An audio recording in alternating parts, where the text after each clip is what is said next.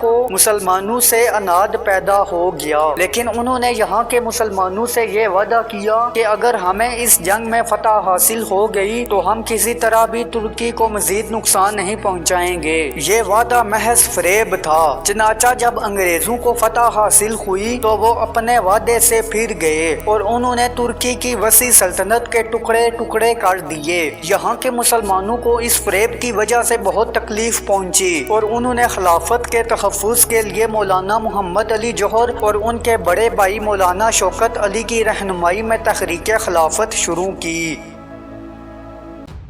دوسری صورت جس میں ایک جھوٹی بات کو نئے سرے سے گڑ کر اختراع کرتے ہیں، اس کے متضاد کوئی سچی بات ایسی دل پر منتقش نہیں ہوتی کہ وہ اس سے جنگ زرگری کرے۔ پہلی صورت میں تو سچ کو جھوٹا لباس پہنایا تھا، اس کا لباس اتار کر اصل حقیقت کا دیکھ لینا آسان تھا، مگر دوسری صورت میں جھوٹ کا پتلا بنایا ہے۔ یہاں جھوٹ کے پکڑے جانے کا خوف کم ہے، مگر اس کے ساتھ یہ اندیشہ ضرور ہے کہ اگر حافظے میں اس پتلے کے بنانے کی ترکیب خوب جانشین نہیں ہے تو وہ ذہن سے نکل جائے گی، پھر کلی کھل جائے گی۔ تم نے بہت سے آدمی دیکھے ہوں گے کہ وہ جیسا وقت اور موقع دیکھتے ہیں ویسی باتیں بنا دیتے ہیں، کچھ جھوٹ سچ کا خیال نہیں کرتے، ایک ہی معاملے میں ایک ہی شخص سے کچھ کہہ دیتے ہیں، اس کی جانب مخالف سے کچھ اور فرما دیتے ہیں۔ اس کا سبب یہ ہوتا ہے کہ ان کے دل میں کوئی بات ایمان اور صداقت کے ساتھ مطمئن نہیں ہوتی۔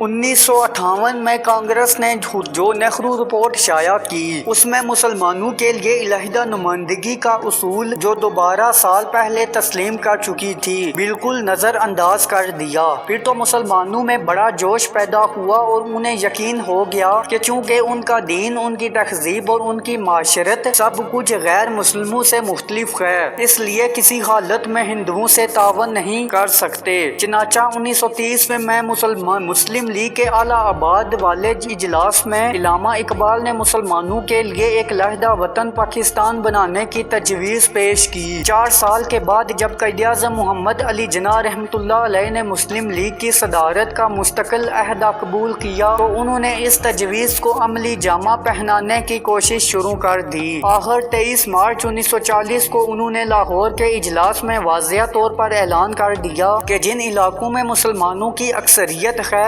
وہاں ایک آزاد مسلم ریاست قائم کی جائے۔ اس اعلان کو قرارداد پاکستان کہتے ہیں، جس کی روح سے مسلمانوں کی آزاد اور خود مختار حکومت قائم کرنے کا فیصلہ ہوا۔